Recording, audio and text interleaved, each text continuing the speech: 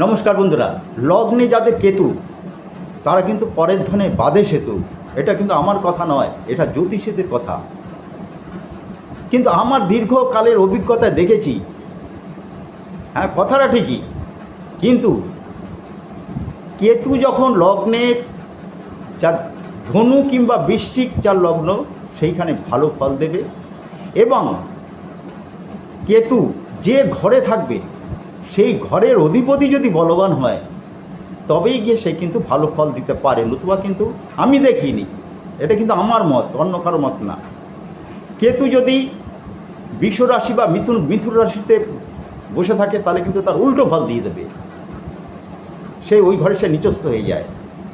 সুতরাং এই কথা যে লগ্নে যার কেতু পরের ধনে বাদে সেতু, এই কথা সব ক্ষেত্রেই যে মিলবে সেটা কিন্তু না, এটা কিন্তু আমার কথা। আপনাদের কি মত একটু জানাবেন।